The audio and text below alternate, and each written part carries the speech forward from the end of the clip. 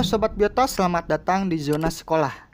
Materi pendalaman bioteknologi konvensional di balik pembuatan keju. Oke, langsung saja mari kita pelajari. Kita ketahui bahwa keju merupakan produk dari bioteknologi konvensional ya, yaitu hasil fermentasi asam laktat.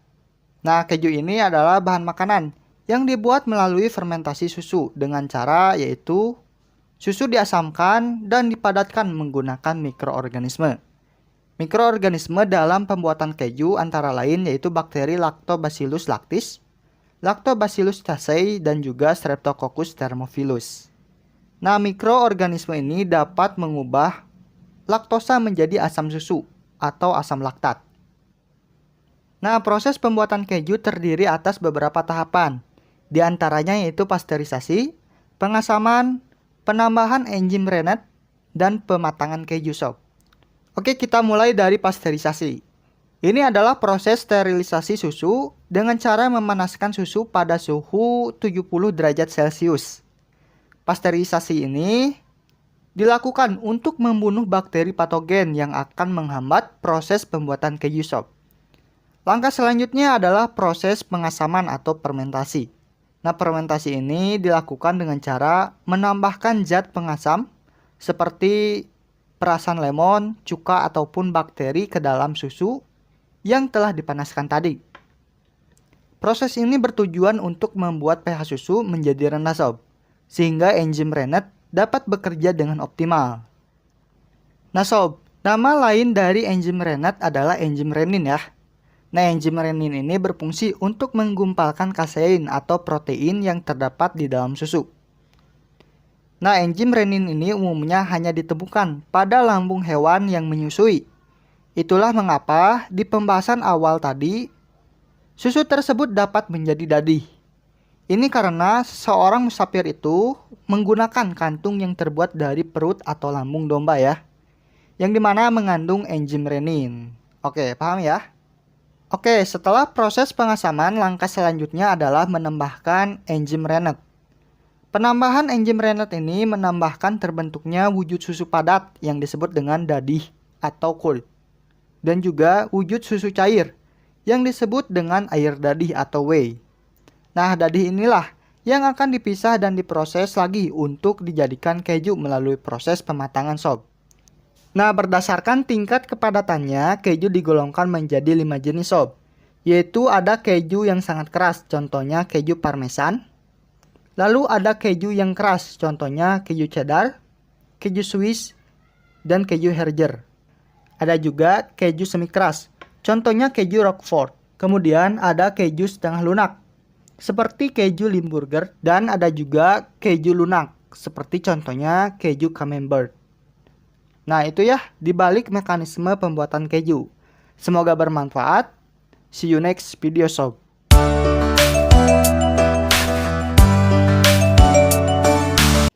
Yogurt. Ini merupakan salah satu produk hasil fermentasi susu menggunakan bakteri asam laktat berjenis Lactobacillus bulgaricus dan juga Streptococcus thermophilus. Nah, yogurt ini memiliki struktur yang kental seperti bubur dengan rasa yang sedikit asam sob. Yogurt merupakan salah satu hasil olahan susu yang cukup terkenal di dunia ya, dan juga memiliki banyak manfaat bagi kesehatan tubuh kita. Di antaranya mampu menurunkan kolesterol darah, mampu menjaga kesehatan lambung, dan mencegah kanker saluran pencernaan sob. Nah sob, yogurt ini mudah untuk dibuat sendiri di rumah.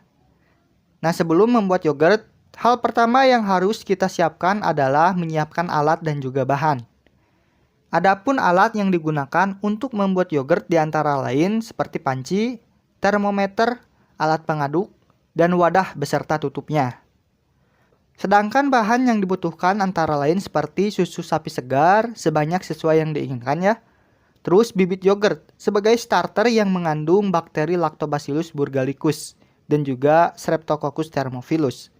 Atau bisa juga kita menggunakan yogurt yang ada di supermarket. Nah, jika menggunakan yogurt yang sudah jadi ya, Sobat Biota bisa menggunakannya cukup 2 sendok makan saja jika susu yang dijadikan bahan sebanyak 1 liter. Nah, kemudian bahan selanjutnya adalah jeruk nipis ataupun buah-buahan atau sari dari buah-buahannya untuk sebagai penambah rasanya sob. Nah, langkah kerja yang harus dikerjakan di antara lain pertama memasukkan susu sapi segar ke dalam panci. Lalu melakukan pasteurisasi atau pemanasan selama 15-30 menit atau panaskan dengan suhu 85-95 derajat Celcius sob. Nah, suhu ini bisa diukur menggunakan termometer ya.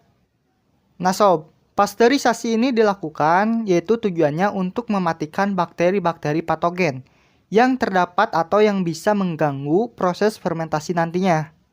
Nah, setelah pasteurisasi susu kemudian didinginkan sampai 40 derajat Celcius. Kemudian selanjutnya masukkan bibit yogurt sesuai takaran ya.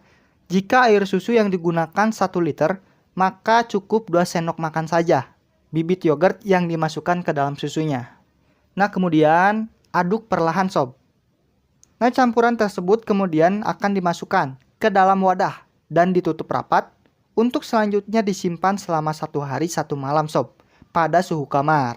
Nah, setelah didiamkan, susu ini akan memiliki tekstur yang kental dan jadilah yogurt. Nah, jika ingin, Sobat Biota bisa menambahkan perasa untuk yogurtnya. Contohnya seperti buah-buahan atau sari buah-buahan sebagai pelengkap dari rasa yogurt itu. Nah, jadi gitu ya, pembuatan dari yogurt. Semoga bermanfaat. See you next video sob.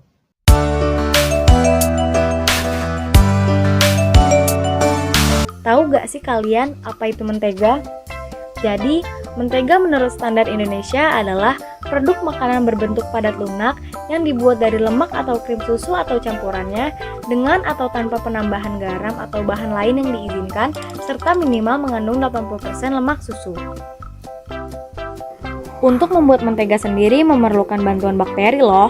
Kira-kira bakteri apa sih yang berperan dalam proses pembuatan mentega ini? Yuk simak penjelasan berikut. Dalam pembuatan mentega diperlukan jenis bakteri asam laktat.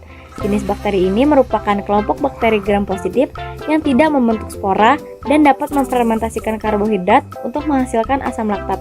Jenis bakteri Streptococcus yang biasanya digunakan ini adalah Streptococcus lactis. Bakteri ini berperan dalam pembuatan mentega, keju, dan yogurt.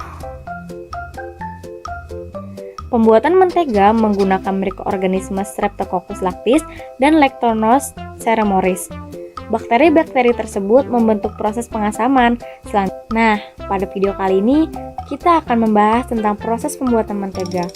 Sebelumnya, kita harus menyiapkan alat dan bahannya terlebih dahulu. Bahan yang kita siapkan yaitu krim kental yang memiliki kandungan lemak paling sedikit 35%, dan untuk alatnya kita siapkan food processor, mangkuk, dan juga saringan. Kemudian, nyalakan food processor kira-kira sekitar 4 menit sampai krim terpisah sehingga terlihat padatan mentega kuning dan air susu. Setelah 4 menit tersebut, lalu masukkan 5 sendok makan air es dingin. Fungsi dari menambahkan air dingin ini yaitu agar membantu memisahkan mentega dari air susu sepenuhnya. Setelah itu, tempatkan saringan di atas mangkok yang dilapisi kain, lalu tuangkan mentega tadi ke dalam saringan, kemudian peras mentega tersebut hingga terpisah dengan buttermilk. Kemudian, mentega siap untuk dipakai.